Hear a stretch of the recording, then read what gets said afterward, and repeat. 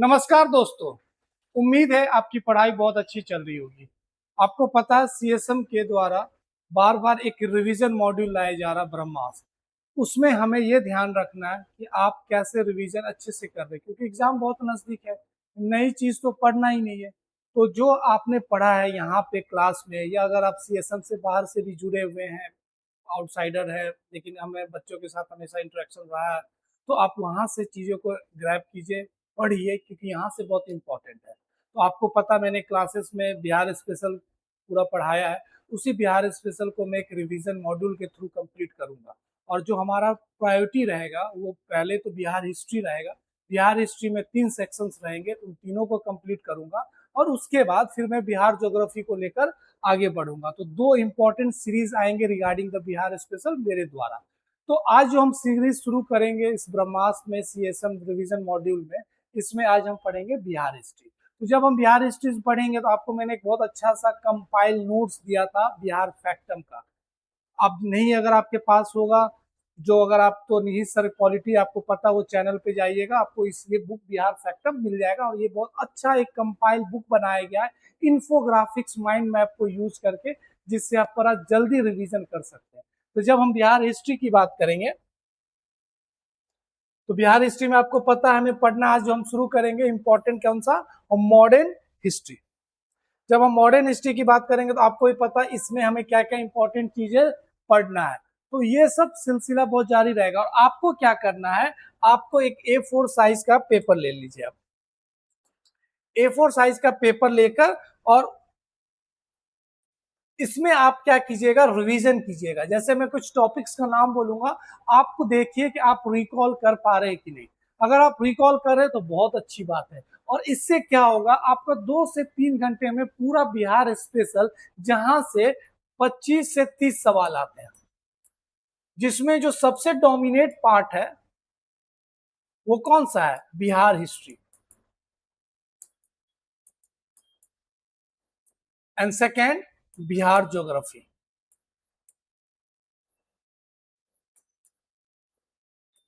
तो ये दोनों हमें कंप्लीट करना है। तो जब आप A4 साइज पेपर लीजिएगा तो आपको बहुत इंपॉर्टेंट क्या इंफॉर्मेशन मिल जाएगा। जैसे हम लोग यहाँ पे अराइवल ऑफ यूरोपियंस की बात करेंगे, तो आप देखिएगा कि आप जब जब मैं आपके साथ चर्चा करूंगा तो आप उस चीज को रिकॉल कर पा रहे कि नहीं पा रहे। और यहाँ से कौन कौन सा PYQ सवाल है उसको भी हम डिस्कस कर लेंगे। कुछ नए फैक्ट्स देखेंगे जो आपने, पूरा उम्मीद है मुझे कि आपने पढ़ा जरूर होगा। और आप जब मैं दोबारा रिवाइज कराऊंगा तो आपसे फिर से वो रिकॉल हो जाएगा। तो ये 2-2.5 घंटे में आपका बिहार स्पेशल कंप्लीट हो जाएगा। ठीक, तो हम आगे बढ़ते हैं। और आपको फिर से मैं क्या बता दूं, आपको क्या लेना है, A4 साइज पेपर आप ले लीजिए, एक व्हाइट पेपर ले लीजिए, अपने पास रखिए। और ये जब आप वीडियोस देखिएगा, जब आप रिवाइज कीजिएगा, तो उसी A4 साइज पेपर को अपने पास रखना और आप स्पीड में वो चीज को रिवाइज करते चलिएगा। ठीक, तो हम शुरू करते हैं सबसे पहले इंपॉर्टेंट पार्ट को लेते हुए, जिसमें हमें सबसे पहले क्या पढ़ना है, हिस्टोरिकल हिस्टोरिकल फुटप्रिंट। जो आपको भी पता है यूरोपियंस का अराइवल।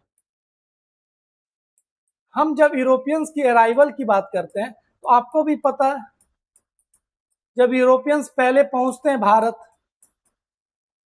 तो आपने यहाँ मॉडर्न हिस्ट्री में अराइवल ऑफ यूरोपियंस की बात की होगी। तो इंडिया कैसे पहुंचे, कहाँ कहाँ पे फैक्ट्री लगाते हैं।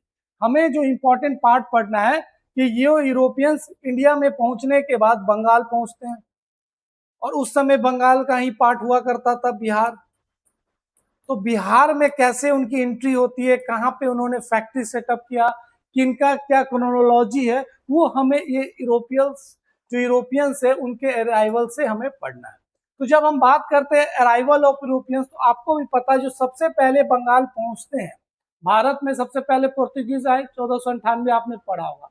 तो जो पोर्तुगीज आते हैं वो सबसे पहले बंगाल आते हैं। बंगाल के बाद हुगली और गंगा के रास्ते वो बिहार भी पहुंचते हैं, लेकिन वहां पे उन्होंने कोई फैक्ट्री नहीं लगाया। तो पहला जो होता है, पोर्तुगीज केम टू बिहार, एक जनरल ट्रेड रूट था जो हुगली रिवर रूट था। उसके बाद जो सबसे पहले एंट्री होती है किसकी होती है, डच की। डच कब आते हैं, तो 1632, 1632 कहाँ आते हैं, पटना।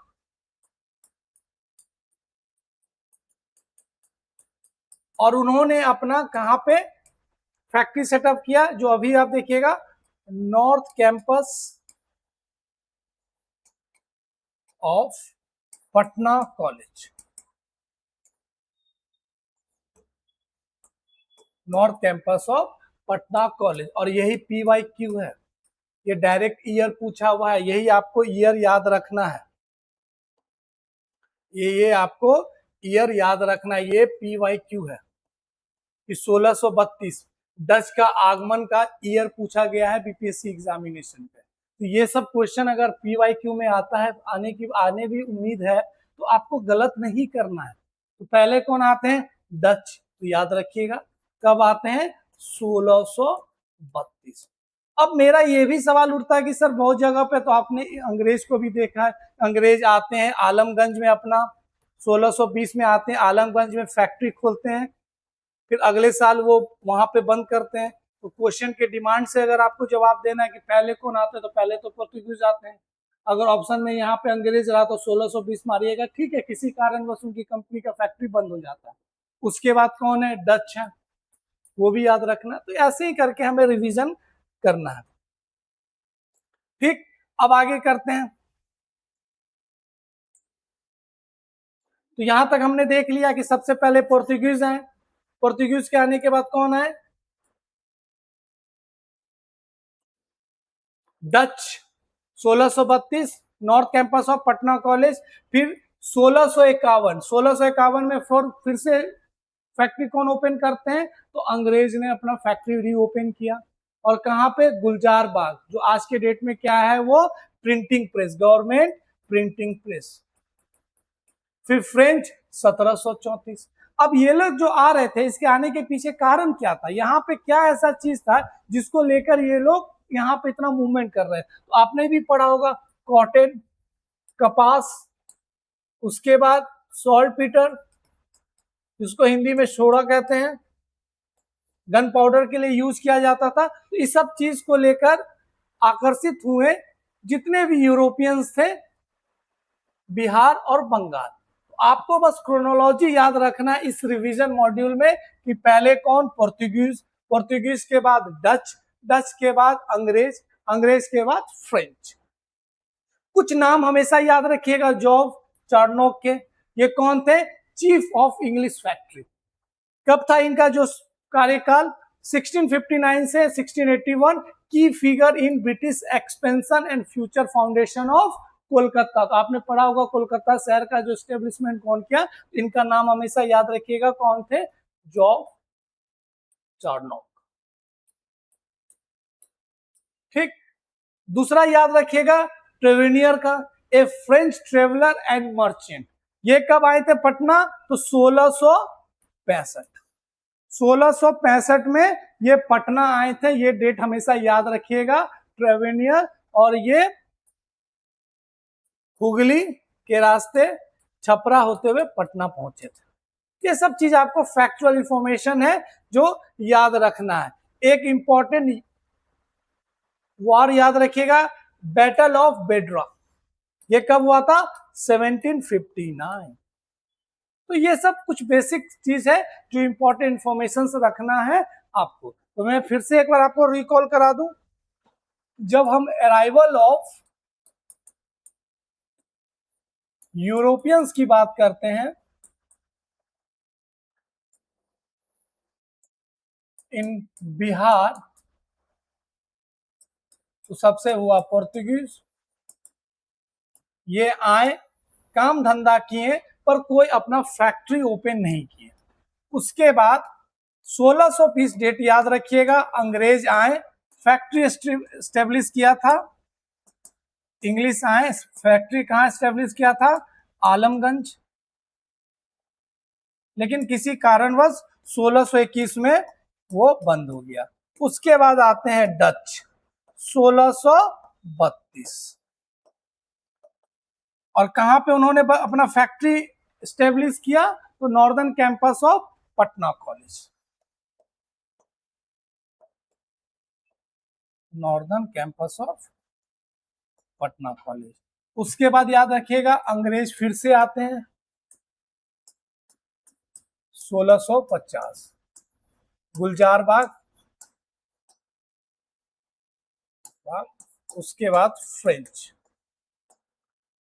और दो ट्रेवलर का नाम हमेशा याद रखिएगा, जॉर्ज चार्नोक और ट्रेवेनियर। ठीक, ये इंपॉर्टेंट इंफॉर्मेशन है। आप देखिए A4 साइज में, इसको आप जल्दी जल्दी लिखिएगा, आपको रिकॉल हो पा रहा है कि नहीं, आपको याद हो पा रहा है कि नहीं। तो ये इंपॉर्टेंट इंफॉर्मेशन है regarding the arrival of Europeans in Bihar. आगे बढ़ते हैं। अब देखिए जो मैंने अभी आपको बताया,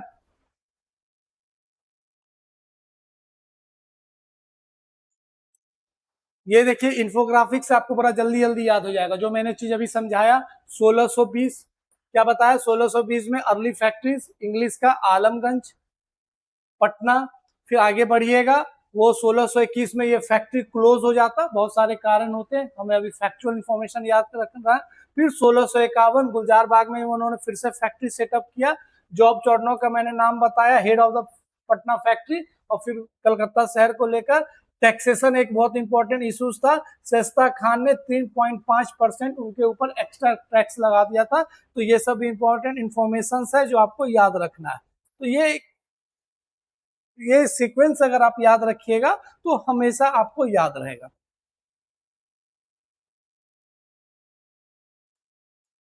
चलिए आगे बढ़ते हैं। अब हम डेनिस, ये भी आए थे, इनके बारे में कुछ इंफॉर्मेशन से ये देख लिए।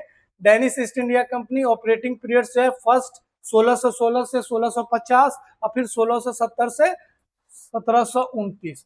अगर हम बात करें बिहार में तो 1730, और उन्होंने कहाँ पे एक इंपॉर्टेंट सेंटर कहा था, नेपाली कोठी। तो ये एक इंपॉर्टेंट है जो बेसिक आपको, और लास्ट में उन्होंने सब बेच बाज के वापस वो चले गए। तो ये भी एक इंपॉर्टेंट इंफॉर्मेशन है। तो ये अराइवल ऑफ जो यूरोपियंस है, सारे इंपॉर्टेंट इंफॉर्मेशन आपके फैक्चुअल इंफॉर्मेशन आपको A4 साइज में लिखते चलेगा, याद रखिएगा, तो सबसे जल्दी जल्दी ये चीज हो जाएगा।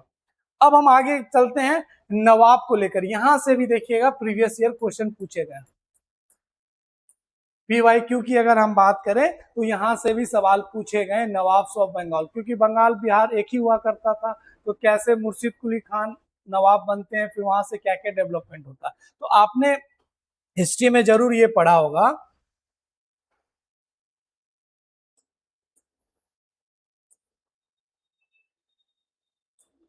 1707 में औरंगजेब का डेथ होता है, और इसके बाद मुगल जो सल्तनत थी वो धीरे धीरे कमजोर होना शुरू होता है, और जिसके कारण rise emergence of regional power, emergence of regional power 1722 हुआ, जहाँ पे मुर्शिद कुली खान जो नवाब ऑफ बंगाल बने।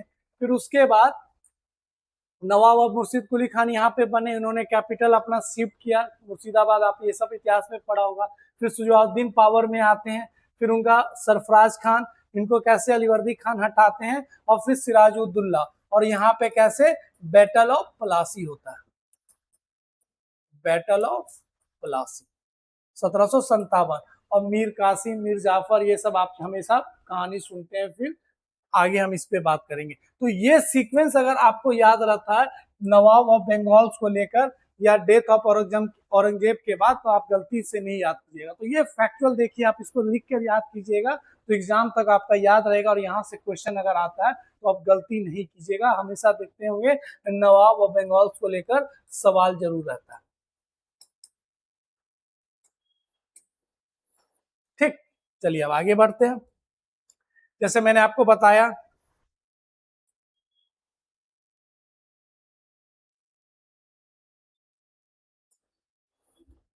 कि 1707 में कैसे डेथ ऑफ औरंगजेब, फिर इमरजेंस ऑफ रीजनल पावर यहाँ से कैसे बढ़ा जाता है, तो मुर्शिद कुली खान, फिर सुजाउद्दीन, ये आप सीक्वेंस याद रखिएगा, सरफराज खान, अलीवर्दी खान। उसके बाद फिर सिराजुद्दौला पावर में आते हैं, और इनको पावर से हटाने के लिए कैसे एक इंग्लिश कंपनी ने एक बोल सकते हैं एक कॉन्स्पिरेसी वो तैयार किया गया, और कैसे इनको पावर से हटाया गया। और उसके बाद कौन, मीर जाफर पावर में आते हैं, फिर उसके बाद मीर कासिम, और ये जाफर वाला ये चीज चलते रहता। और बैटल ऑफ पलासी, तो ये भी आपने पढ़ा होगा। तो ये बहुत इंपॉर्टेंट है कि नवाब ऑफ बंगाल का सीक्वेंस आपको याद होना चाहिए, का सीक्वेंस। ये भी एक इम्पॉर्टेंट सीक्वेंस है जो आपने हिस्ट्री में भी पढ़ा होगा, लेकिन जब हम यहाँ पे चर्चा कर रहे हैं जब बिहार स्पेशल में मॉडर्न हिस्ट्री ऑफ बिहार, तो यहाँ पे हमें ये सीक्वेंस पता होना चाहिए, मुर्शीद कुली खान से लेकर मीर जाफर तक, और उसके बाद यहाँ ये एक पार्ट है। तो ये इतना इंपॉर्टेंट नहीं है, लेकिन बैटल ऑफ पलासी तक तो आपको याद होना चाहिए। ठीक, आगे बढ़ते हैं। अब देखिए ये बहुत इंपॉर्टेंट इंफॉर्मेशन है, ये भी आपको एक बार रिवाइज करा देता हूं कि कैसे कॉलोनियल फेज, कैसे बंगाल में कॉलोनियल चीज कैसे हुआ। तो सिराजुद्दौला कब आते पावर में, became the nawab of Bengal after the Alivardi death in 1756, ये डेट याद रखिएगा, ये भी एक PYQ है, फैक्चुअल पूछा गया है। उसके बाद सिराजुद्दौला आते हैं तो वो कामकाज को लेकर अंग्रेज के ऊपर थोड़ा सा प्रेशर डालते हैं और उन दोनों के बीच में क्लैश शुरू होता है। तो फिर वो कॉन्स्पिरेसी तैयार किया जाता है, उन्हीं के आदमी उनके अगेंस्ट खड़ा तैयार किया जाता है और एक पूरा इंपॉर्टेंट डेवलपमेंट्स होता है।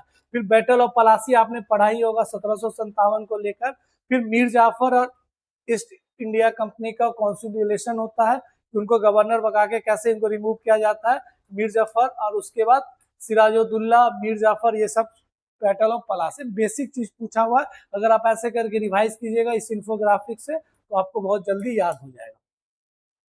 एक इंपॉर्टेंट चीज याद रखिएगा, बैटल ऑफ उड़ान नाला, ये एक इंपॉर्टेंट फैक्चुअल इंफॉर्मेशन है जो बहुत कम जगह आप पढ़ते होंगे, लेकिन ये भी एक इंपॉर्टेंट है। 1763, 2 सितंबर 1763 मीर कासिम और अंग्रेजों के बीच में एक बैटल होता है जिसका नाम है बैटल ऑफ उड़ान नाला। ये पटना के आसपास का इलाका रहता है। ये एक इंपॉर्टेंट इंफॉर्मेशन है जो आप याद रखिएगा, किनके बीच में होता है, कब होता है, तो 2 सितंबर 1763। ये एक इंपॉर्टेंट इंफॉर्मेशन है रिगार्डिंग द बैटल ऑफ उड़ान नाला।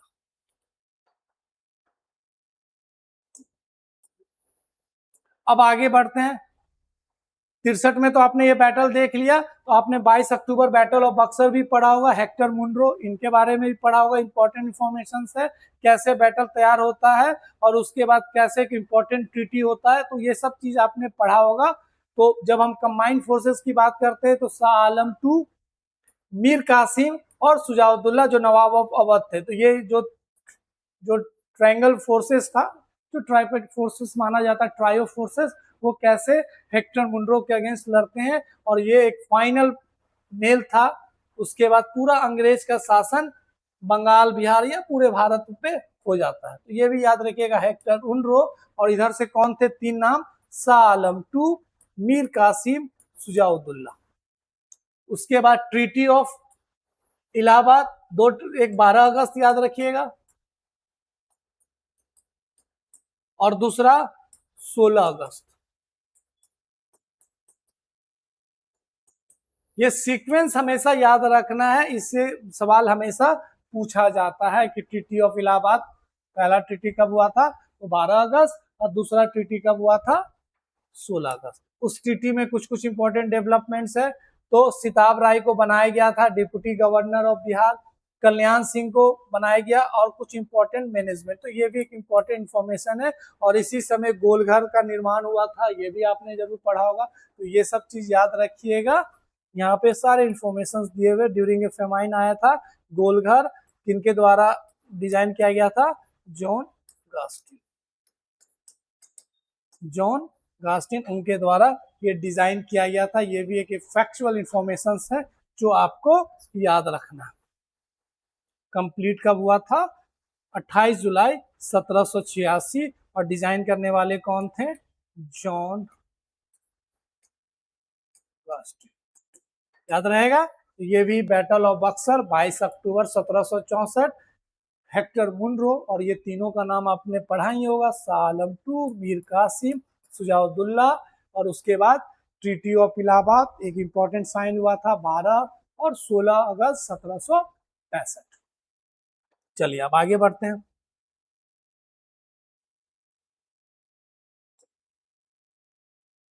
उसके बाद देखिए यहां से भी बहुत सारे सवाल पूछा जाता है, मेजर ट्राइबल रिवॉल्ट्स। ठीक, तो कुछ इंपॉर्टेंट है जो आपने भी पढ़ा होगा, उसको हम लोग फिर से याद कर लेते हैं।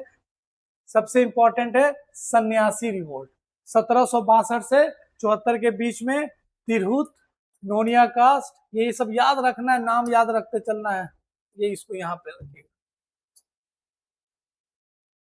पहरिया रिवोल्ट, चेरो रिवोल्ट, कोल रिवोल्ट, तो ये सब का नाम आपको याद रखिएगा तो बहुत अच्छा रहेगा, क्योंकि एग्जाम में यहाँ से डायरेक्ट सवाल पूछ जाता है। जैसे संथाल रिवेलियन के बारे में पूछा जाता है।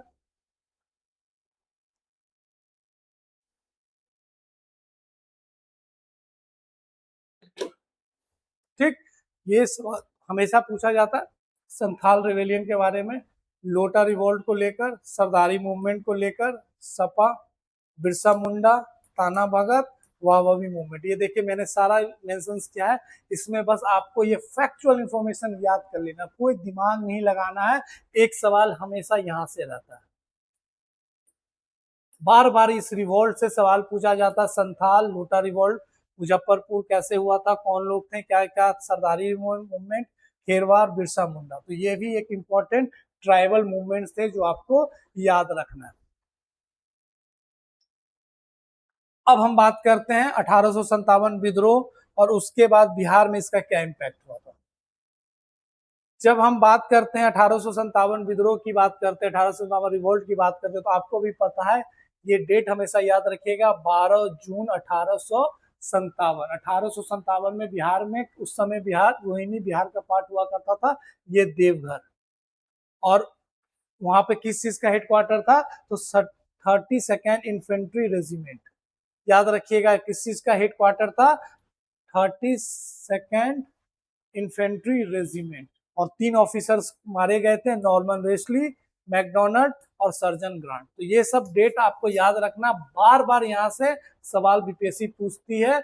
12 जून 1857 रोहिणी देवघर, अब झारखंड में है।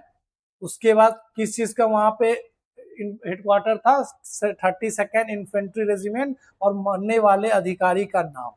और उसके बाद यहाँ से क्या डेवलपमेंट हुआ, यहाँ से ट्रांसफर कर दिया गया था हेडक्वार्टर जो था भागलपुर, तो ये भी याद रखिएगा, देवघर से ट्रांसफर करके कहाँ कर दिया गया था, भागलपुर। कब हुआ था, तो 12 जून 1857।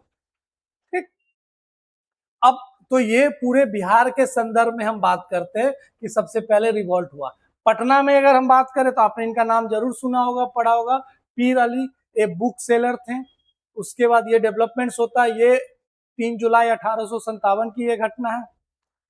इसमें ओपीएम एजेंट थे, कौन था, क्या नाम था उनका, डॉक्टर लाइल, डिप्यूटी ओपीएम एजेंट थे, इनको मार दिया गया था मॉब के द्वारा, और इसके बाद पीर अली को फांसी दे दिया गया था, और इनके साथ कोई और भी लोग थे जिनको वो दिया गया था, तो याद रखिएगा, लुत्फ अली खान, महावत अली और जमादार अली, इन सबको भी फांसी दे दिया गया था। इन सबको माना गया था इस जो डॉक्टर लाइल थे ओपीएम एजेंट, उनके मौत के पीछे का कारण। तो रोहिणी के बाद ये कहाँ से आया, ये आया पटना।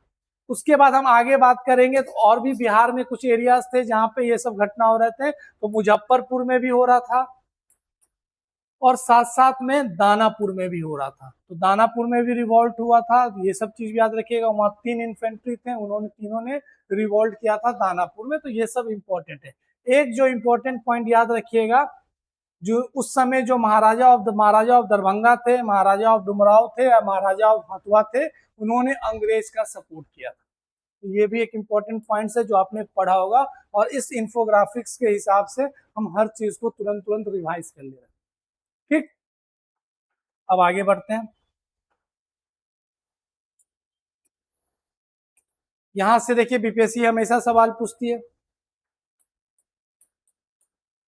कुंवर सिंह को लेकर, बाबू कुंवर सिंह को लेकर, बाबू कुंवर सिंह के लेकर उनके पूरे क्रोनोलॉजी को लेकर ये सब चीज पूछा जाता है। तो यहाँ भी देखिएगा, post prominent figure in Bihar revolt, born in royal Rajput family. उसके बाद ये पूरा सीक्वेंस है कि कुंवर सिंह कैसे ऑक्यूपाइड आ रहा, और ये पूरा जो क्रोनोलॉजी है ये से सवाल पूछा जाता है। तो देखिए रिवीजन का पर्पस यही है कि कम समय में आप कैसे पढ़ लेते हैं। मैं कुछ कोई नया चीज आपको नहीं होगा, लेकिन आप मेरे वीडियो के माध्यम से आप बहुत जल्दी चीजों को रिवाइज कर लीजिएगा। जहां पे आप सिर्फ 4 से 5 घंटा दीजिएगा पूरे बिहार हिस्ट्री को रिवाइज करने के लिए, इस वीडियो के माध्यम से आप वो चीज को जल्दी से टिक करते जाइएगा, और आपको बड़ा कॉन्फिडेंस आएगा कि हाँ हमने बहुत जल्दी से बहुत कुछ रिवाइज कर लिया। बाकी आपने सब कुछ पढ़ा हुआ। तो ये वीडियो लाने का मकसद यही है कि जो भी आपने पढ़ा है इस वीडियो, इस नोट्स, इस इंफोग्राफिक्स के माध्यम से जल्दी से रिवाइज कर लिए। तो ये भी एक इंपॉर्टेंट एरियाज है जो बार बार बीपीएससी यहाँ से सवाल पूछती है बाबू कुंवर सिंह को लेकर। ठीक, आगे बढ़ते। देखिए ये एक इंपॉर्टेंट इंफॉर्मेशन है जो आपको याद रखना है। 1857 रिवॉल्ट हुआ, तो और भी बहुत जगह पे आपको वो उस पर बीपीएससी पूछ सकती है। बीपीएससी कुछ थोड़ा सा बहुत डीपली जाकर सवाल पूछती है, तो ये चीज याद रखिएगा। रिवॉल्ट इन हजारीबाग, सिंघुम, पलामू देखिएगा तो याद रखिएगा जयमंगल पांडे, विश्वनाथ सहदेव एंड पांडे गणपत राय, इन्होंने एक तरीके से यहाँ पे लीड किया था। उसके बाद हजारीबाग में महादेव सिंह। सिंहभूम की बात करें तो राजा अर्जुन सिंह और पोरहट, उन्होंने एक तरीके से रिवोल्ट किया कंपनी के अगेंस्ट। एंड पलामू की बात करें तो नीलांबर एंड पीताम्बर, ये दो इंपॉर्टेंट की फिगर्स थे। तो यही सब तो नाम आपको याद रखना। अगर मैच द फॉलोइंग में क्वेश्चन पूछे या नॉर्मली क्वेश्चन पूछे तो आप इसका जवाब दे सकते हैं। फिर अब अगर हम कुछ स्पेसिफिक एरिया की बात करें तो अभी हमने बात किया था पटना में पीर अली नाम याद रखिएगा, जगदीशपुर में बाबू कुंवर सिंह, अमर सिंह, रोहतास में उन्हीं के भाई थे अमर सिंह, उन्होंने वहीं पे गोरिल्ला, सब कुछ इंपॉर्टेंट है। और उसके बाद में नेपाल में उनको जाके एक तरीके से ब्रिटिश ने उनको पकड़ा था और फिर गोरखपुर में उनको फांसी दे दिया गया था। फांसी देने का तिथि फिक्स किया गया था, लेकिन उनका तबीयत बिगड़ने से पहले मृत्यु हो गई थी।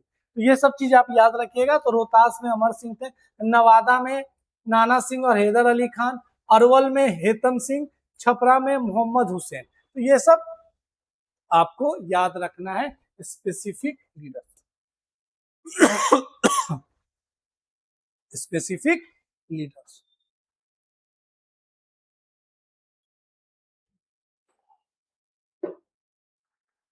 चलिए आगे बढ़ते हैं।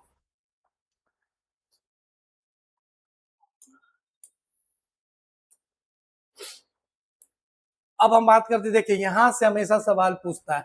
आपको भी पता है बिहार में इंडियन नेशनल कांग्रेस के कितने सम्मेलन हुए, तो आपको याद है बांकीपुर, गया और रामगढ़। 1912 में बांकीपुर हुआ था, the first Congress session in Bihar. उसके बाद 38 सेशन गया, सी आर दास, चितरंजन दास, और 54 सेशन जो हुआ था रामगढ़। बस इतने तो याद रखना। यहीं से तो बार बार PYQ में सवाल दिखेगा, घुमा के पूछा जाता है। बस आपको इतने याद रखना। इस रिवीजन से आपको हो गया कि INC से लेकर कोई भी क्वेश्चन आएगा तो छूटेगा नहीं। अब हम बात करते हैं स्वदेशी मूवमेंट और important nationalist movement in Bihar.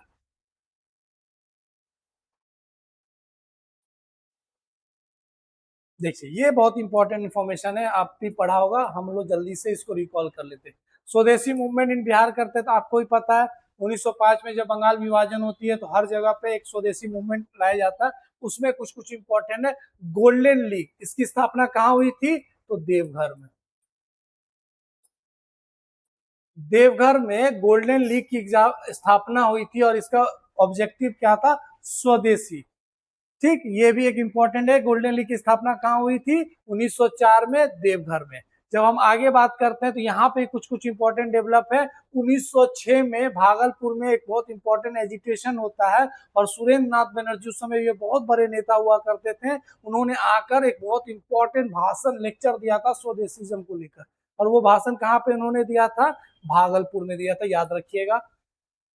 बहुत सारे स्टूडेंट इस चीज से इंस्पायर हुए थे। तो दो इंपॉर्टेंट इंफॉर्मेशन, 1904 गोल्डन लीग की स्थापना कहाँ हुई थी? तो देवघर में हुई थी। फिर जब आगे बढ़िएगा तो एक तुलसी सिंह होते थे, रेसिडेंट ऑफ नौबतपुर, उन्होंने भी बहुत इंपॉर्टेंट एक स्पीच दिया था पटना, क्योंकि नौबतपुर में है तो पटना डिस्ट्रिक्ट में भी होगा।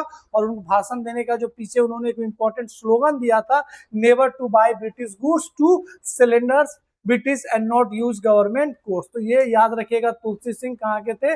रेसिडेंट नौबतपुर का, और इन्होंने एक शानदार भाषण दिया था। तो 1904 में गोल्डन लीग की स्थापना कहाँ हुई थी? देवघर। सुरेंद्र नाथ बनर्जी भागलपुर आए और तुलसी सिंह के बारे में ये इंपॉर्टेंट इंफॉर्मेशन है रिगार्डिंग द स्वदेशी मूवमेंट। अब देखते हैं कुछ कुछ और डेवलपमेंट्स हुए थे। सरस्वती अकादमी का स्थापना, ये कहाँ हुआ था? ये भी दरभंगा में हुआ था। कब हुआ था? तो 1900 1901 में हुआ था, सरस्वती अकादमी। और इन पे पीछे जो था सबसे इंपॉर्टेंट क्या था, कमलेश्वरी चरण सिन्हा और ब्रज किशोर। और इनमें जो दान उन किया था, तो उस समय के दरभंगा के जो राजा थे उन्होंने इस चीज को डोनेट किया। तो याद रखिए सरस्वती अकादमी का स्थापना कहाँ हुआ था, तो देवघर में 1901 में।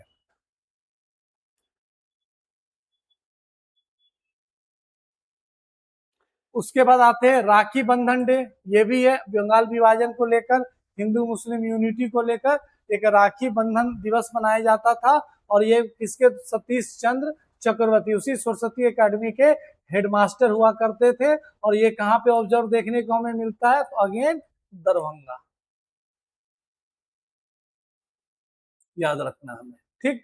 और इसी के बीच में बिहारी स्टूडेंट कॉन्फ्रेंस का स्थापना होता है 1906 में, और स्टेब्लिश बाय तरुण स्वदेशी, वहां के जो यंग लीडर्स थे उन्होंने बिहारी स्टूडेंट कॉन्फ्रेंस का स्थापना करते। तो ये भी याद रखना। तो ये सारे इंपॉर्टेंट इंफॉर्मेशन है, अगर आप इसको जल्दी से रिवाइज कर लीजिएगा तो यहाँ से सवाल आने की जो प्रोबेबिलिटी रहती है और आप गलत नहीं होगा।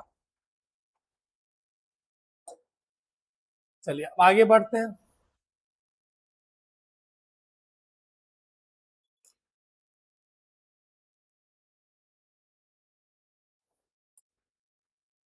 बॉयज एसोसिएशन यूथ क्लब, ये भी है, इसको बनाने के पीछे वैज्ञानिक दरभंगा, भी सब नाम याद रखिएगा। अफाक खान इनके प्रेसिडेंट थे, सूर्यदेव नारायण एंड कमलेश्वरी। तो ये सब इंपॉर्टेंट इंफॉर्मेशन है। ये बॉयज एसोसिएशन, स्टूडेंट कॉन्फ्रेंस तरुण जो अभी हमने डिस्कस किया था, और राजेंद्र प्रसाद इसके द्वारा, इसके द्वारा फाउंडेड किया था। तो ये सब बड़ा इंपॉर्टेंट है, बार बार यहाँ से सवाल पूछता। बिहार प्रोविंशियल कॉन्फ्रेंस सोनपुर मेला में ये गठन हुआ था। फिर बिहार प्रोविंशियल कॉन्फ्रेंस कब कहाँ पे हुआ, बार बार यहाँ पे ये सवाल पूछा जाता है। और ये सब गलत नहीं कर सकते हैं, फैक्चुअल इंफॉर्मेशन है। बार बार पीवाईक्यू में आपने देखा होगा, यहाँ से सवाल पूछा जाता है, ठीक। आगे बढ़ते हैं।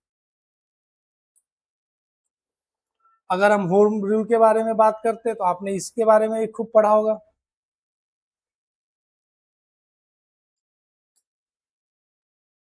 Home rule movement in Bihar, आपको पता 1916 में तिलक और एनी बेसेंट को लेकर, एनी बेसेंट को बार बार ये सवाल पूछा जाता है कि बिहार कब आए पहली बार, कितने बार आए, तो ये यहाँ ये भी आपने पढ़ा होगा। आप देखिए आपको इस चीज को याद है कि नहीं।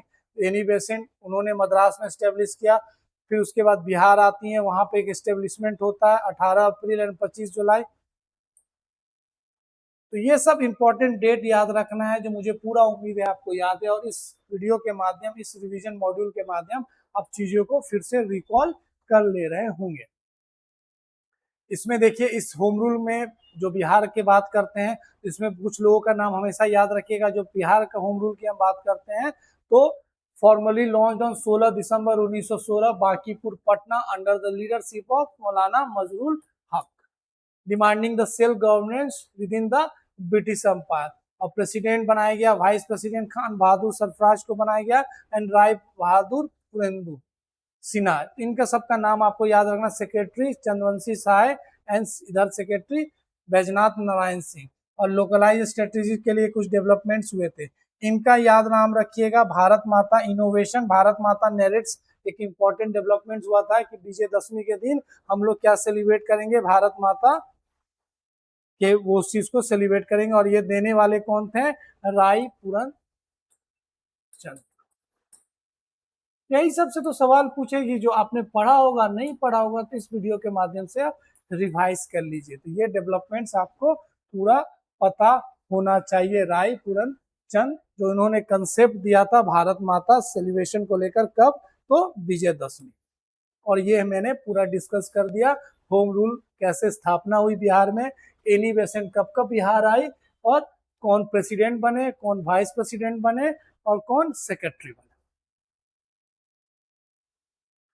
अब आते हैं जो इंपॉर्टेंट सवाल यहाँ से जब बार बार पूछने की प्रोबेबिलिटी रहती है, चंपारण सत्याग्रह। जब हम चंपारण सत्याग्रह की बात करते हैं तो ये एक इंपॉर्टेंट टॉपिक है बीपीएससी के लिए भी।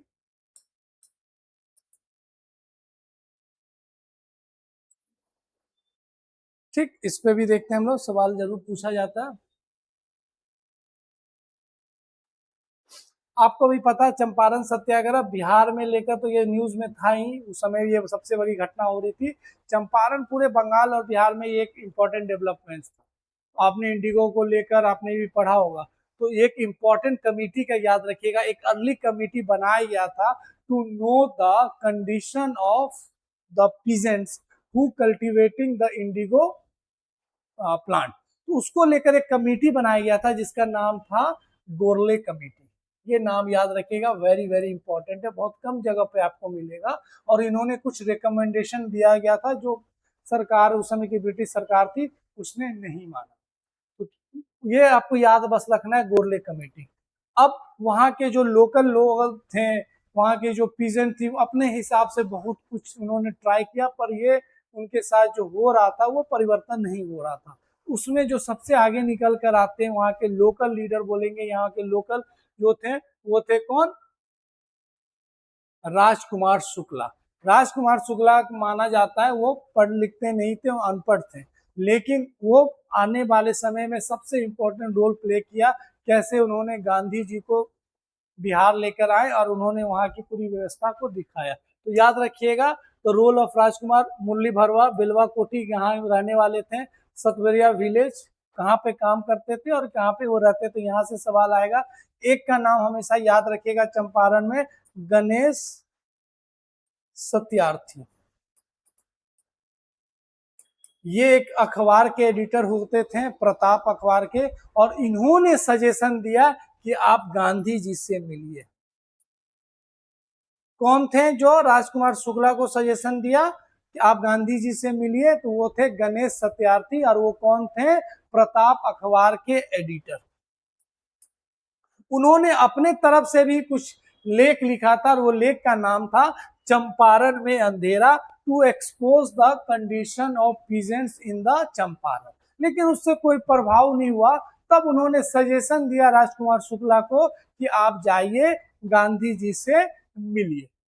ठीक, ये याद रखिएगा, गांधी जी को से मिलने के लिए राजकुमार शुक्ला को कौन ने प्रेरित किया? तो गणेश सत्यार्थी। और कौन अखबार के वो एडिटर थे? प्रताप। याद रहेगा। तो विद्यार्थी advice Shukla to meet Mahatma Gandhi. अब महात्मा गांधी आते हैं कहाँ पे मिलने के लिए? लखनऊ सेशन कांग्रेस का 1916 में। शुरुआती दौर में गांधी जी उतना इंस्पायर नहीं हो पाते हैं, उनको लगता है छोटा मोटा मुद्दा है, वो बोलते ठीक है आप चाहिए हम आते हैं। लेकिन राजकुमार शुक्ला उनका पीछा नहीं छोड़ते हैं, वो पीछे पीछे हर जगह वो जाते हैं और थक हार के उनको वो लेख मान जाते हैं गांधी जी की, ठीक है हम चलते हैं। और उसके बाद गांधी जी तैयार होते हैं कि ठीक है हम चंपारण आएंगे। तो ये कुछ फैक्चुअल इंफॉर्मेशन है और ये बार बार आपसे पूछा जा सकता है चंपारण सत्याग्रह, तो याद रखिएगा। अब गांधी जी पहली बार बिहार आते हैं 10 अप्रैल 1917, अराइव पटना। और उसके बाद वो मजरूल हक के घर जाते हैं। घर का नाम है कौन सा घर का नाम है? सिकंदर मंजिल। ठीक, उसके बाद मुजफ्फरपुर निकलते हैं। तो मेरा ये सवाल है कि गांधी जी पहली बार बिहार आते हैं 10 अप्रैल 1917। तो 1917 से लेकर 1947 तक गांधी जी कितने बार बिहार आए? मेरा सवाल ये है कि गांधी जी 1917 से लेकर 1947 के बीच में कितने बार बिहार आए? कमेंट बॉक्स में जरूर बताइएगा। इसका जवाब है 19। ऑप्शन में 18 भी रहेगा। ठीक, अब देखिए 10 अप्रैल को गांधी जी आते हैं, फिर 11 अप्रैल को मुजफ्फरपुर पहुंचने के बाद उन्होंने वहां के बिहार प्लांटर एसोसिएशन से मिलते हैं, तिरहुत के कमिश्नर से मिलते हैं, सोचते हैं कि यहीं पे सब कुछ ठीक हो जाएगा, पर ऐसा कुछ नहीं होता है। फिर वो आगे बढ़ते हैं और उनके बाद वहां पे उनको रोकता है J.M. Wilson, district magistrate of Champaran. Motihari जाने से रोका जाता है और गांधी जी इस चीज को नहीं मानते हैं और उनके ऊपर फिर से 144 लगा रहता है, तो उसको ब्रेक करते हैं। तो ये गांधी जी विजिटेड जसौली पट्टी विलेज वेयर सेक्शन 144 से लगा रहता है और उसके बाद उस चीज को माना जाता है ये फर्स्ट सिविल डिसोबीडियंस था। गांधी जी फाइन देने से मना करते हैं और धीरे धीरे एक इंपॉर्टेंट डेवलपमेंट शुरू होता है। फिर पहुंचते हैं तो लगभग सपोर्ट और सिग्नेचर कैंपेन चलता है एंड मोर देन 8,000 वहां के पीजेंट्स ने साइन करके अपना स्टेटमेंट वो सब दर्ज कराते हैं कि उनकी स्थिति बहुत खराब रहती है। और उसके बाद इसी कैंपेन को और स्ट्रॉन्ग किया जाता है और 10 जून 1917 को एक इम्पॉर्टेंट कमेटी का फॉर्मेशन होता है। उस कमेटी में गांधी जी भी मेंबर होते हैं। तो ये सीक्वेंस याद रखिएगा, यहीं से सवाल बार बार पूछा जाता है।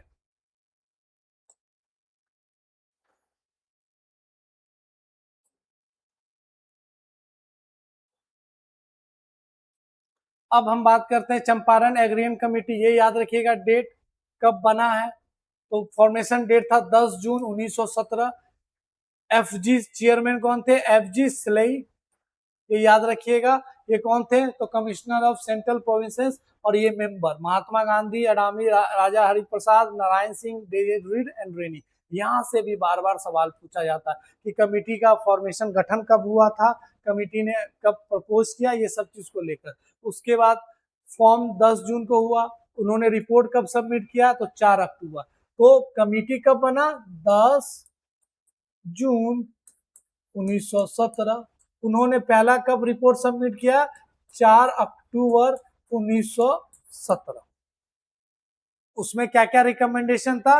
Abolition of Tinkathia, refund of illegal वो। और उसके बाद चंपारण एक्ट 1918 कब आया था?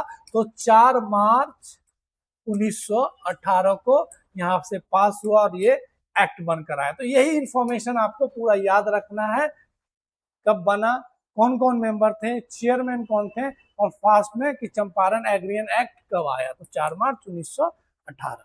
तो ये इंपॉर्टेंट डेवलपमेंट्स है जो आपको याद रखना है। अब गांधी जी आए तो वहां पे उन्होंने कुछ रीजनल प्रॉब्लम को भी देखा, तो उनको लेकर वो बड़ा डेवलपमेंट सोचे कि कुछ काम किया जाएगा। लेकिन उसके साथ में भी कुछ ऐसे लोग थे जो गांधी जी के ताकत बने, वहाँ के लोकल लीडर्स, वहाँ के लोकल पीपल, जिसमें आप बत्तख मियाँ का कहानी हमेशा सुनते हैं और बीपीएससी बार बार उससे सवाल भी पूछती है। तो कुछ ऐसे लोगों का नाम याद रखिएगा। जब हम पर्सनैलिटीज की बात करते हैं तो राजेंद्र प्रसाद, अनुग्रह राय सिन्हा, ब्रज किशोर प्रसाद, ये सब एक तरीके से उनको लीगल जो इंफॉर्मेशन है, लीगल जो ताकत है वो प्रोवाइड कर रहे थे, लोकल एक तरीके से वो। उसके बाद कुछ पर्सनालिटीज थे वहां के जो लोकल थे, जो कैटलिस्ट का काम किए, वो थे राजकुमार शुक्ला, संत रौत, शीतल राय। ठीक। अब वहां पे हम बात करेंगे कुछ रेडिकल प्रेस थे जिनमें सबसे इंपॉर्टेंट नाम लिया जाता है पीर मोहम्मद मुनीस, जिसको बदमाश पत्रकार करके दर्जा दिया गया था।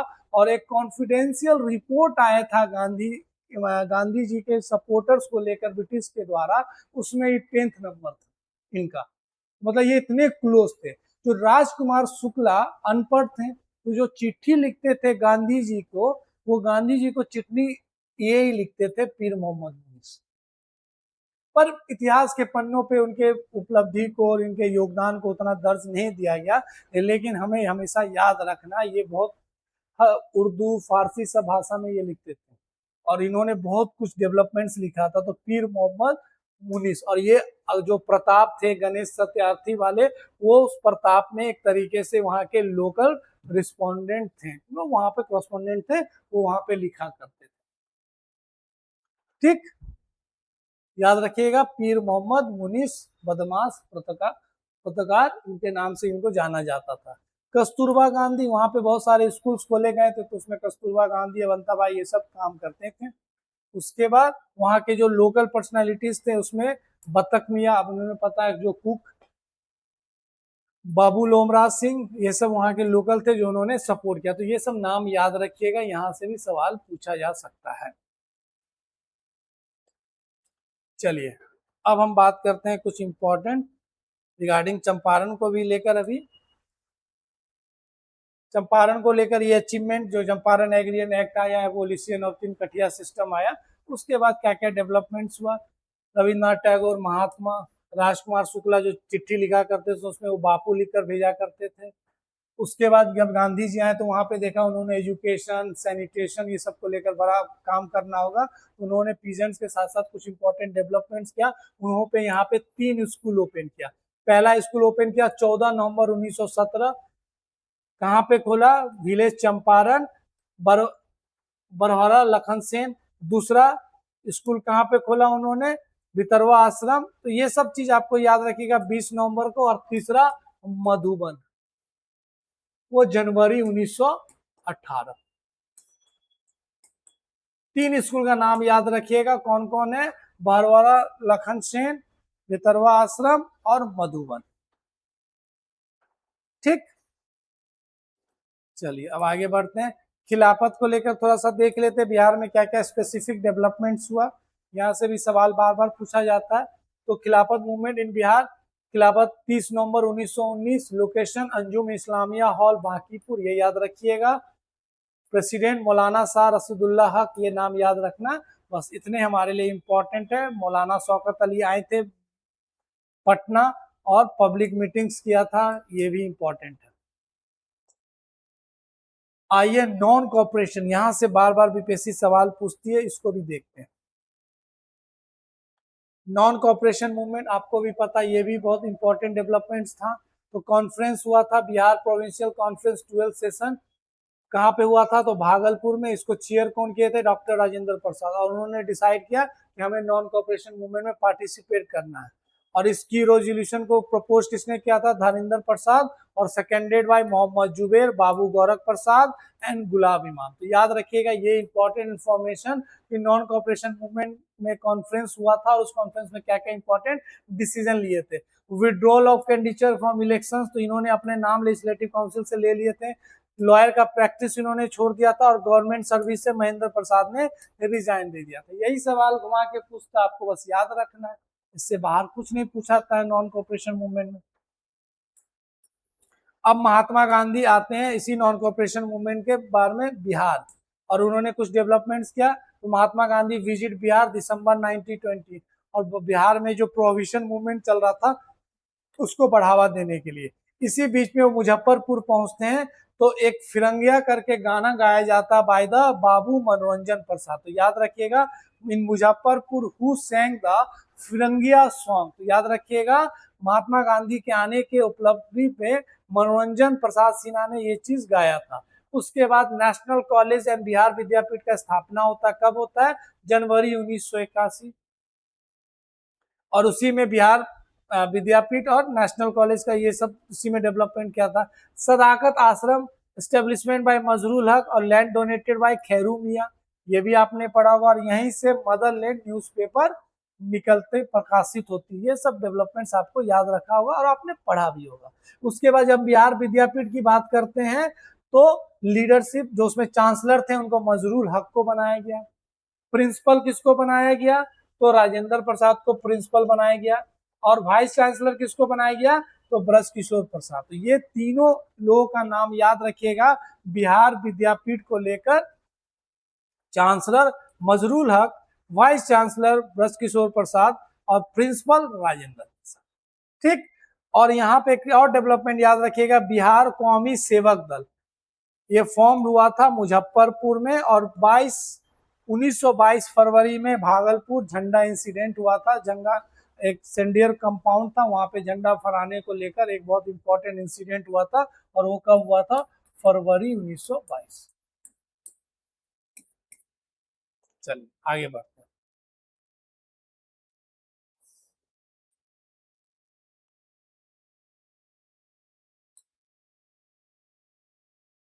प्रिंस वेल्स की विजिट, ये भी आप लोगों ने पढ़ा है। 22 दिसंबर 1921 उसको लेकर वो होता है। स्वराज पार्टी का गठन 1923 में बनाने में श्री कृष्णा सिंह का बहुत इंपॉर्टेंट रोल था। प्रेसिडेंट थे श्री नारायण प्रसाद, सेक्रेटरी थे अब्दुल वाली, ये भी आपने पढ़ा होगा। गांधी जी विजिट, और इसमें इन्होंने एक इंपॉर्टेंट डेवलपमेंट किया। और उसके बाद साइमन बॉयकॉट। तो ये सब आपको फैक्चुअल है, और इस इंफोग्राफिक से आप बार बार पढ़िएगा तो रिवीजन हो जाएगा, बहुत जल्दी रिवीजन होगा। उसके बाद कोई भी आप क्वेश्चन देखिएगा आपसे नहीं छूटेगा।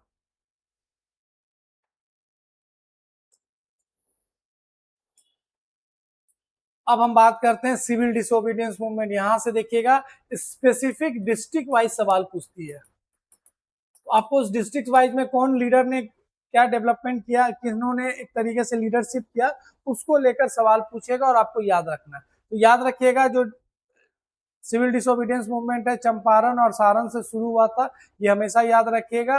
15 अप्रैल 1930, places Champaran and Saran, making salt from salted clay. तो चंपारण से कौन है? विभूति बिहारी वर्मा। हाजीपुर से भरत मित्रा, पटना से जगत नारायण लाल, मुंगेर से कृष्णा सिंह, दरभंगा से सत्यनारायण सिंह, सारण से श्री नारायण प्रसाद, मुजफ्फरपुर से रामदयालु सिंह, भागलपुर से महादेव सराफ, बरैया से मोहम्मद जुबेर। तो ऐसे करके आपको ये डेट, ये स्पेसिफिक लीडर का नाम याद रखना है और बीपीएससी डायरेक्ट क्वेश्चन दे देती है यहां से। एक बार मैं फिर से रिकॉल कर दूं, 15 अप्रैल 1930 से सॉल्ट सत्याग्रह बिहार में शुरू हुआ था और जो फेमस डिस्ट्रिक्ट थे चंपारण और सारण यहीं से शुरू हुआ। विभूति बिहारी वर्मा चंपारण, भारत मित्रा हाजीपुर, पटना जगत नारायण, मुंगेर कृष्णा सिंह, दरभंगा सत्यनारायण सिंह, सारण श्रीनारायण प्रसाद एंड रामदयालु। तो ऐसे करके आपको याद रखना है। भागलपुर से महादेव सराफ, महादेव लाल सराफ है, तो ऐसे करके याद रखिएगा।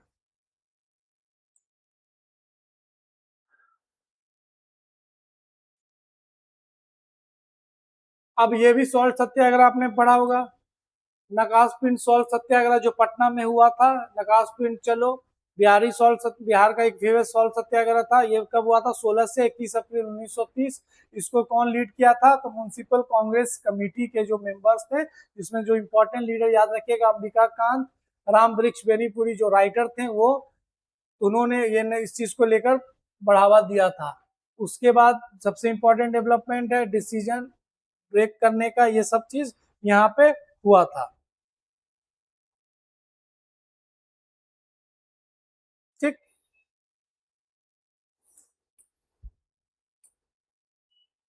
पटना स्वदेशी लीग 1930 में स्थापना हुआ था। किसके द्वारा हुआ था? तो सर अली इमाम। बस ये फैक्चुअल आपको याद रखना है, यहाँ से कोई सवाल आएगा आप बहुत अच्छा वो कर सकते हैं। Sinha and KV Singh vice president, हम हसन इमाम आपको चीफ सेक्रेटरी थे। एक इंपॉर्टेंट इंसिडेंट हुआ था भागलपुर में सत्याग्रह के ऊपर, एक तरीके से पुलिस उन्होंने वो किया था और उसी को लेकर राजेंद्र प्रसाद वहां पे गए थे, तो उनको तरीके से गिरफ्तार कर लिया गया। तो ये भी इंपॉर्टेंट डेवलपमेंट्स है।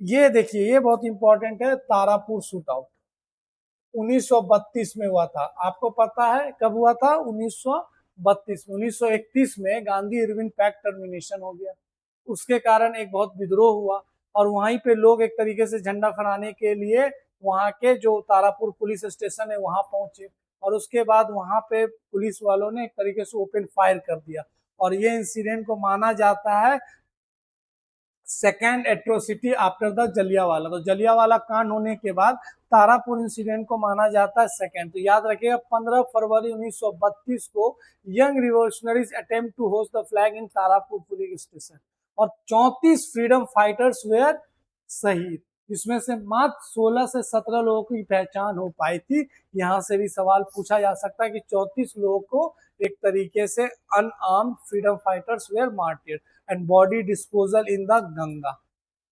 Comparative second to Jallianwala Bagh. तो याद रखिएगा तारापुर इंसिडेंट ये मुंगेर में ये हुआ था। अब गांधी एंड मुंगेरी लाठी, ये भी बहुत इंपॉर्टेंट है। गांधी जी आपने 1934 में आपको पता बहुत बड़ा अर्थक्वेक आया था, उसी के राहत कार्य देखने के लिए गांधी जी मुंगेर पहुंचते, भागलपुर एरिया में पहुंचते और उन्हीं के वहाँ के लोकल लीडर्स थे, वहाँ के लोकल रेसिडेंट थे, गांधी जी को गिफ्ट करते मुंगेरी लाठी। ठीक, पासवान जो थे वहां के लोकल, उन्होंने एक तरीके से गिफ्ट किया था अग्रजीत पासवान। मोहम्मद कुसुम इसके डिजाइनर थे। तो ये भी याद रखिएगा मुंगेरी लाठी। और यहीं पे लाठी महोत्सव मनाया जाता है इसी संदर्भ में, लाठी महोत्सव।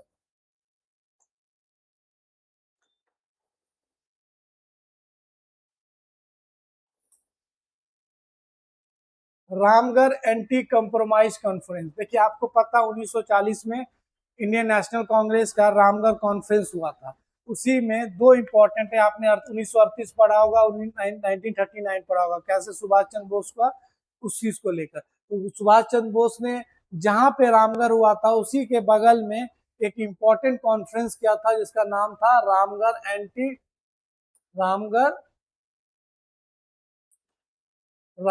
एंटी कॉम्प्रोमाइज, क्योंकि उनको लग रहा था जो कांग्रेस है वो एक तरीके से कॉम्प्रोमाइज कर रही है, और उसी को लेकर सुभाष चंद्र बोस और सजानंद सरस्वती ने, जहां पे ये कॉन्फ्रेंस हुआ था कांग्रेस का, उसी के बगल में, बगल वाले ग्राउंड में एक कॉन्फ्रेंस हुआ था जिसका नाम था एंटी कॉम्प्रोमाइज कॉन्फ्रेंस, याद रखिएगा। Protesting against main stream Congress. दूसरा, सुभाष चंद्र बोस प्रेसिडेंट थे फॉरवर्ड ब्लॉक के, उन्होंने इस चीज को वो किया था। और स्वामी सजानंद सरस्वती ऑल इंडिया किसान सभा। आइडियोलॉजिकल शिफ्ट, मॉडरेट कांग्रेस और anti compromise conference, depend the divide. तो ये याद रखिएगा, बहुत इंपॉर्टेंट है। क्विट इंडिया मूवमेंट आपको ही पता है, क्रोनोलॉजी के वे में हम लोग पढ़ेंगे। 31 जुलाई कैसे वहां पे हुआ, 9 अगस्त टॉप लीडर्स को अरेस्ट कर लेना, 9 अगस्त फाइन लगा देना, फिर बांकीपुर जेल, जैसे पहले राजेंद्र प्रसाद को बांकीपुर जेल में गिरफ्तार किया जाता है, उसके बाद श्री कृष्णा सिंह को गिरफ्तार किया जाता है, बलदेव साहिब को एक तरीके से उन्होंने रिजाइन दे देते हैं। तो ये डेवलपमेंट्स आपको याद रखना है। अगर महिला में हम बात करें तो डॉक्टर राजेंद्र प्रसाद के गिरफ्तार होने के बाद महिला चरखा समिति, ये भगवती देवी जो सिस्टर थी उनकी, उन्होंने इसको लीड किया था। राजेंद्र प्रसाद की जैसी गिरफ्तारी होती है तो उनकी जो बहन थी भगवती देवी, उन्होंने एक तरीके से ऑर्गेनाइज किया था महिला चरखा समिति। उसके बाद आपने पढ़ा होगा पटना सेक्रेटरिएट किलिंग्स, उसमें कैसे क्या डेवलपमेंट्स हुआ उसको भी हम लोग एक बार देख लेते हैं। सबके नाम आपको याद रखना। उमाकांत प्रसाद सिन्हा किस स्कूल में के स्टूडेंट थे, तो राम मोहन रॉय, क्लास 9 के थे, नेटिव प्रेस सारण। ये सातों नाम सबके कॉलेज, स्कूल और सबके डिस्ट्रिक्ट। ये इंपॉर्टेंट डेवलपमेंट है, यहां से सवाल डायरेक्ट आता है। ठीक, 11 अगस्त 1942 में ये हुआ था, सातों लोगों का नाम, स्कूल और डिस्ट्रिक्ट।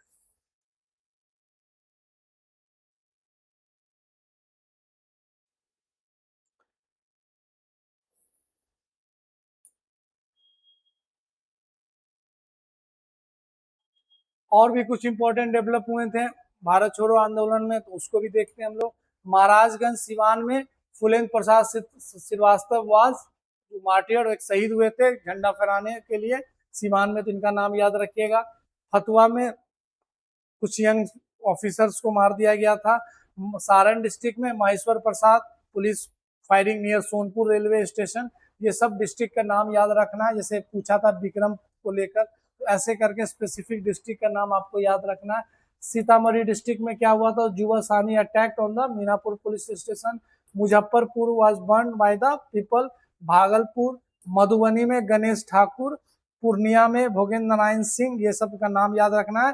एंड कटिहार, और उसी को लेकर एक इम्पोर्टेंट, कटिहार में कौन थे, ध्रुव कुमार कुंडू वाज मार्टियर्ड, और उसी को लेकर ध्रुव दल बनाया गया था। तो ये सब चीज आपको याद रखना। तो कटिहार के कहा, कटिहार के थे ध्रुव कुमार कुंडू। ठीक, इम्पैक्ट मुंगेर वाला जो अभी हमने पढ़ा, चंपारण पुलिस डिस्ट्रिक्ट सारण, सियाराम दल, इस चीज को भी लेकर है। सियाराम सिंह भागलपुर के, तो इन्होंने इस चीज का गठन किया था। दरभंगा महाराजा लोग एक तरीके से बॉयकॉट कर दिया, बोले हम लोग सपोर्ट करेंगे, और भागलपुर मुंगेर में तुमुल मूवमेंट शुरू हुआ था। तो ये सब डेवलपमेंट्स आपको देख लेना है, ये सब बहुत इंपॉर्टेंट फैक्चुअल इंफॉर्मेशन है, यहीं से बार बार बीपीएससी सवाल पूछती है। फिर सोशलिस्ट मूवमेंट हमने पढ़ा था अभी, बिहार सोशलिस्ट पार्टी को लेकर क्या बैकग्राउंड थे, और कुछ इंपॉर्टेंट महिला के योगदान, यहां से बीपीएससी बहुत बार सवाल पूछ सकती है।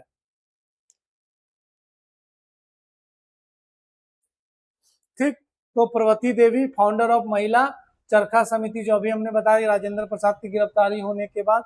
उसके बाद Saraswati Devi civil disobedience in Bihar, Tara Rani Shrivastava led a flag hoisting Siwan police station, और इनके पति के मृत्यु होने के बाद इन्होंने वहां पे झंडा लहराया, तो ये याद रखिएगा Siwan.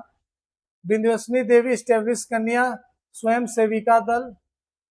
Ram Dulari Sinha first women from Bihar to earn MA in post independence, तो ये याद रखिएगा। एंड पार्टिसिपेटेड एंड की फिगर तारकेश्वरी सिन्हा, तो ये सब चीज आपको याद रखना। पार्वती देवी, तारा रानी श्रीवास्तव। उसके बाद हम देखते हैं वोमेन ऑफ इंडिया, राम प्यारी देवी वाइफ ऑफ जगत नारायण लाल, और इनको लेकर डेवलपमेंट। सुशीला सिन्हा, राजवंशी देवी एंड चंद्रवती, अकेली देवी, ये सब आपने पढ़ा होगा, एक बार इसको रिवाइज कीजिएगा, यहीं से सवाल बार बार पूछा जाता महिला को लेकर। लेबर मूवमेंट ये भी हमने डिस्कस किया है। तो ये कुछ इंपॉर्टेंट है। अंशुलेमन समिति ये कैसे बना, रामकृष्ण सोसाइटी मुजफ्फरपुर कहाँ पे गिरफ्तार हुए, प्रफुल्ला चौकी को कैसे कहाँ पे वो मार दिया जाता है, खुदीराम बोस को किस पुलिस स्टेशन के पे उनको गिरफ्तार किया जाता है, तो वानी याद रखिएगा। प्रफुल्ला हुआ मोकामा के पास, खुद अरेस्टेड इन द पूसा वानी, executed in 11 September 1908। Baikunth Shukla and martyrdom, तो ये सब चीज आपको, योगेंद्र शुक्ला, भक्तेश्वर दत्त, ये सब हमने पढ़ लिया है। अखबार Bihar Bandhu, Bihar Herald, Bihari, Motherland, Aryavarta, searchlight, Patna Times, Bihar Times, तो ये सब हमने, आप एक बार आप इसको जरूर देखिएगा, जो हमने एक बार बहुत अच्छे से डिस्कस किया है सारे अखबार।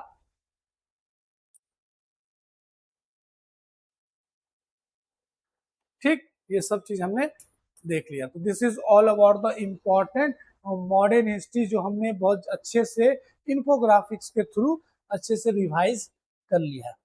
अब हम लोग कुछ इंपॉर्टेंट एरियाज देखेंगे। मिडाइवल, मिडाइवल में जो सबसे इंपॉर्टेंट डेवलपमेंट्स है उसको देखते हैं।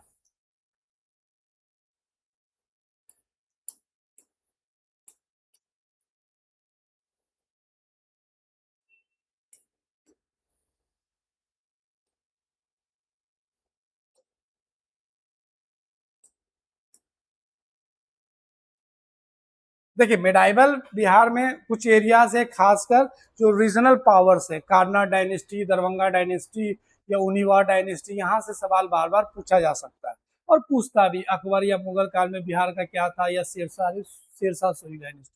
तो जब हम मिडाइवल बिहार की बात करते हैं, तो इसमें जो सबसे इंपॉर्टेंट डेवलपमेंट जो हमें पढ़ना है पहले, वो है बख्तियार खिलजी को लेकर। आपको ये पता बख्तियार खिलजी कौन था, तो जो कुतुबुद्दीन ऐबक था उसका एक तरीके से स्लेव था, और उसी का कमांडर था, और वही एक तरीके से माना जाता है बिहार में तुर्किश रूल लाने के लिए। और उसने जो यहाँ पे जो जितने इंपॉर्टेंट मॉनेस्ट्री थे उसको जो तबाह किया था, जिसमें सबसे पहले 1198 में बिहार शरीफ में जो उदयपुरी बिहार जो था उसको एक तरीके से वो किया, फिर नालंदा, विक्रमशिला, तो ये सब डेट आप याद रखिएगा। जब उसने आक्रमण किया तो बंगाल रूल में कौन थे, लक्ष्मण सेन। बिहार में पाला जो थे वो बहुत वीक थे, और उसके बाद धीरे धीरे उसने अपना इंपॉर्टेंट डेवलपमेंट शुरू किया। और ये सब इंफॉर्मेशन हमें कहाँ से मिलती है, तो तबाकत नसीरी से मिलती है। ठीक, और इसी के जो इंपॉर्टेंट कमांडर थे अली मर्दन, उसी ने इनको एक तरीके से मारा, और इनका जो दरगाह या जो बोलिएगा मकबरा है वो कहाँ पे है, तो बिहार शरीफ। तो ये कुछ डेवलपमेंट्स है बख्तियार खिलजी। किताब का नाम याद रखिएगा, तबाकत नसीरी, मिनाजु सिराज के द्वारा लिखा गया। ठीक, ये एक बेसिक डेवलपमेंट्स है बख्तियार खिलजी को लेकर, जो हमें पता होना चाहिए। अब हम बात करते हैं तुर्क इन्वेशन को लेकर। उसमें जो हम सबसे पहले पढ़ेंगे द रीजनल पावर।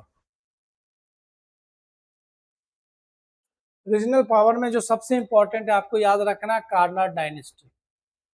ठीक, जिसके जो फाउंडर थे वो थे नान्य देव, ये याद रखिएगा। फाउंडर कौन थे कार्ना डायनेस्टी के, नान्य देव। ठीक, उसके बाद गंगा देव, इन्होंने एक तरीके से अपना दो कैपिटल बनाया था, एक सिमरनगढ़ और एक दरभंगा। तो यही सब याद आपको रखना है फैक्चुअल में, कि कार्ना डायनेस्टी के फाउंडर कौन थे, तो नान्य देव। इन्होंने दो अपना इंपॉर्टेंट एडमिन स्ट्रक्चर बनाया था, दो कैपिटल्स बनाए थे, एक दरभंगा और एक श्रीमुंगढ़, तो ये याद रखना है। किसने पंजी सिस्टम लाया था? पंजी सिस्टम क्या होता है? एक तरीके का सोशल इंस्टीट्यूशनलाइजेशन, एक शादी ब्याह को लेकर। तो पंजी प्रबंध कौन लाया था? हरसिम्हा देव। तो नान्य देव, गंगा देव, हरसिम्हा देव। नान्य देव फाउंडर थे, गंगा देव ने अपना एडमिनिस्ट्रेशन स्ट्रक्चर किया, दो कैपिटल, और पंजी सिस्टम लाने वाले कौन थे? हरसिम्हा देव। तो ये एक रीजनल थे कार्नट, क्योंकि यही कार्नट सिस्टम को माना जाता, डायनेस्टी को माना जाता, जिसने मैथिली लैंग्वेज का इवोल्यूशन और फ्लोरिश किया। याद रहेगा। उसके बाद इन्हीं के में एक इंपॉर्टेंट इंटेलेक्चुअल थे जिनका नाम था चांदेश्वर ठाकुर, जिन्होंने राजनीति कला तरीके किताब लिखा था। तो ये याद रखिएगा, कार्नर डायनेस्टी में कौन इंपॉर्टेंट इंटेलेक्चुअल थे? वो थे चांदेश्वर ठाकुर और राजनीति कला। तो ये एक इंपॉर्टेंट डेवलपमेंट है। उसके बाद गियासुद्दीन तुगलक थे, उनके द्वारा एक तरीके से इस पे आक्रमण किया जाता है, और वहां समय जो राजा थे वो भाग के कहाँ चले जाते हैं? नेपाल। और वहां पे एक नया डायनेस्टी जिसका नाम था मल्ला डायनेस्टी। ठीक, तो इसी के बाद जो नया डायनेस्टी आता ओनिवार डायनेस्टी, उस सीक्वेंस को भी आपको याद रखना है। बस इतना याद रखिएगा, बीपीएससी का कोई सवाल नहीं छूटेगा कार्नाट को लेकर। अब कार्नाट के बाद कौन आया डायनेस्टी? आफ्टर कार्नाट के बाद आया, देखिए ये कार्नाट हुए, नन्य देव द्वारा फाउंडिंग। उसके बाद ओनिवार डायनेस्टी, और ओनिवार के बाद राज दरभंगा। तो ओनिवार डायनेस्टी को और क्या बोला जाता है? Sugauna dynasty. A prominent Maithili Brahmin dynasty, rule Mithila region Nepal. ये इनका ये था, succeeded the Karnat and followed by the Darbhanga, जिसको खंडवाला डायनेस्टी कहते थे। इसके जो फाउंडर जो माना जाता है किसको? कामेश्वर ठाकुर, जिनको अपॉइंट कौन करते हैं? फिरोज शाह तुगलक। और इन्हीं के जो एक इंपॉर्टेंट राजा थे शिव सिंह, उन्हीं के कोर्ट पोएट कौन थे? विद्यापति। और उनको उन्होंने एक उपाधि दिया था अभिनव जयदेव। ठीक है, याद रहेगा। विद्यापति किस डायनेस्टी के से रिलेटेड है? तो याद रखिएगा ओनिवार डायनेस्टी, जिसको और क्या बोला जाता है? सोगुना डायनेस्टी। और इनके कौन किसके कोर्ट पोएट थे? तो शिव सिंह। और उन्होंने क्या इनको टाइटल दिया था? तो मैथिली वो सब नहीं आया, याद रखिएगा अभिनव जयदेव। ठीक, इसके बाद जो नेक्स्ट डायनेस्टी आता है वो आता है दरभंगा डायनेस्टी। ये सब लोकल डायनेस्टी जो आपको बिहार का याद रखना इन द मिडाइवल। दरभंगा राजधानी था, तो ये ओरिजिन कौन है? इसके फाउंडर किसे माना जाता है? तो महेश ठाकुर को मैथिली ब्राह्मण स्कॉलर थे। और ये कौन इनको एक तरीके से इस चीज का वो देता? तो याद रखिएगा Akbar.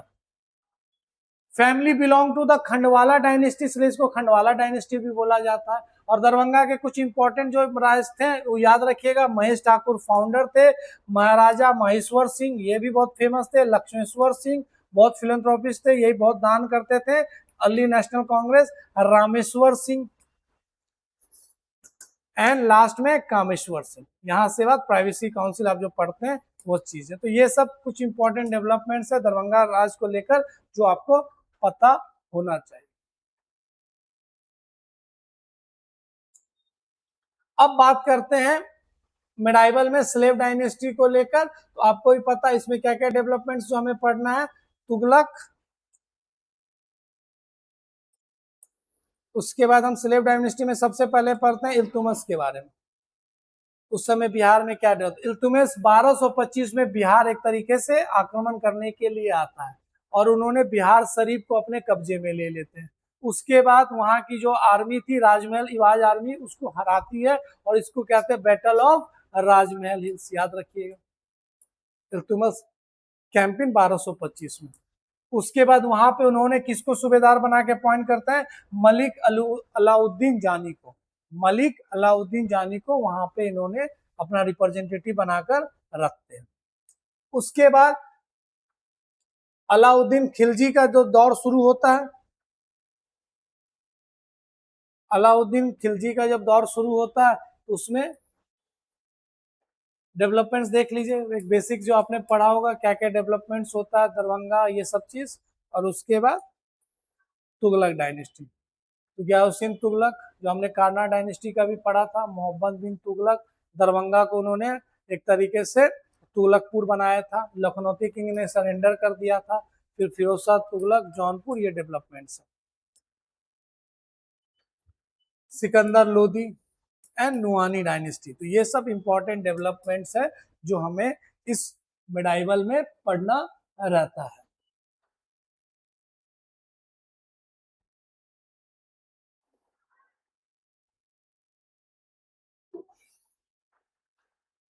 नुआनी dynasty, rise and fall in Bihar.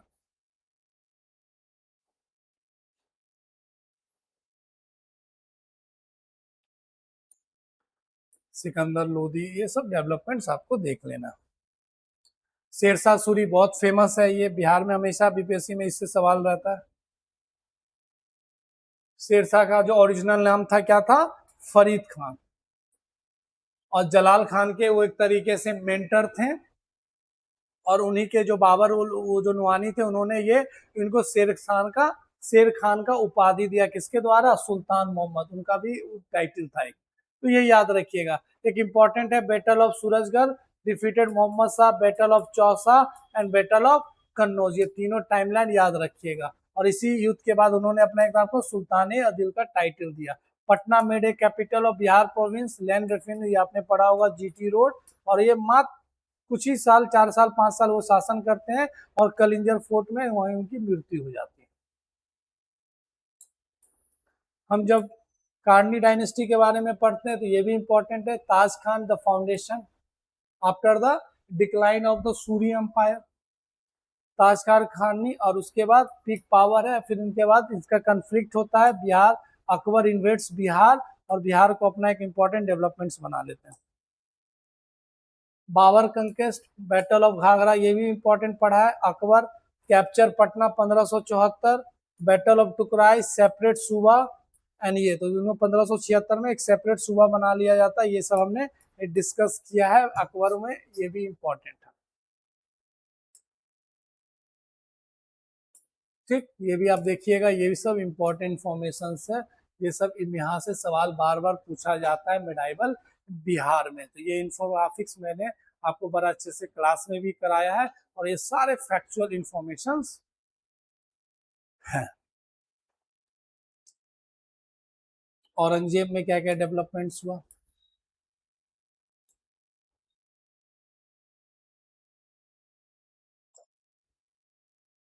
Ujjaini Rajput, ये सारा चीजें history of Sikhism, modern history हमने चर्चा कर ली है। देखिए, एंशियंट को लेकर ज्यादा कुछ नहीं, एंशियंट को लेकर जो आपने पढ़ा है नॉर्मली एंशियंट इंडिया, वही हमारा एक लिए इंपॉर्टेंट है बिहार के लिए भी, क्योंकि मिडाइवल और मिडाइवल बहुत इंपॉर्टेंट हो जाता है, मॉडर्न बहुत इंपॉर्टेंट हो जाता है। एंशियंट में क्या है, जो आपने पढ़ा होगा उसमें हमें जो इंपॉर्टेंट डेवलपमेंट्स पढ़ना है, जैसे की सोर्सेस ऑफ बिहार हिस्ट्री, ये भी एक इम्पॉर्टेंट हो जाता है। जब हम प्राइम की बात करते हैं, Chirand neolithic site, famous bone टू किसका, डियर होन का मिला था। कुम्हरार की हम बात करते हैं, कुछ important archaeological, Mauryan pillar, Taradih, Barabar caves, Nalanda, Vikramshila, पेसारा, ये सब आपने पढ़ा होगा नॉर्मली जब आप एंशियंट हिस्ट्री ऑफ इंडिया पढ़ते हैं। तो बिहार में ये सब कुछ इंपॉर्टेंट चीज आपको याद रखना। जब हम हिस्टोरिकल इन्वेंटेंस की बात करते हैं तो Babri inscription, major rock founded in Buxar, no high quality Dinara Gupta coins में। और जब बुद्धिस्ट सोर्सेस की बात करते हैं तो वैदिक है, ये महाजनपद है, तो ये सब आपने पढ़ा होगा। फॉरेन अकाउंट, मैथिनिस इंडिका, फाइन, हिस्वान, धर्मसेविन, विद्यापति, ये सब हमने पढ़ा है। पेलियोलिथिक में साइट्स पढ़े। तो आप जब एंशियंट पढ़ते हैं तो वही चीज हमें यहाँ पे भी पढ़ना है, इसमें ज्यादा कोई डेवलपमेंट्स नहीं है, इसको अब एक बार देखना है। हरियंका डायनेस्टी, सोनाग डायनेस्टी, नंदा डायनेस्टी, मुगल, गुप्ता, तो जो एंशियंट इंडिया आपने पढ़ा है वही एंशियंट बिहार है। जो मेरा वो कंसर्न था रिगार्डिंग मॉडर्न बिहार, वो मैंने आपको अच्छे से जल्दी में एक रिवाइज करा दिया है थ्रू इंफोग्राफिक्स और मेडाइवर। तो आप इसी इंफोग्राफिक्स के थ्रू इसको रिवाइज कीजिए, 1 से 2 घंटे में आपका पूरा बिहार स्पेशल हो जाएगा। नेक्स्ट में हम लोग बिहार ज्योग्राफी को पूरा कंप्लीट कर लेंगे, जिससे वहां से भी 5-7 सवाल रहते हैं। तो ऐसे करके आपका पूरा बिहार स्पेशल कंप्लीट हो जाता है। हम मिलते हैं नेक्स्ट सीरीज में, जिसमें हम आपको बिहार ज्योग्राफी कंप्लीट करा देंगे। अच्छे से पढ़ते रहिए, रिवाइज करते रहिए और कॉन्फिडेंट रहिए। आपने जितना मेहनत किया है, बहुत अच्छा मेहनत किया और बहुत अच्छा एग्जाम जाएगा। तो मिलते हैं हम नेक्स्ट क्लास में। अच्छे से पढ़ते रहिए, ध्यान रखिए। Thank you.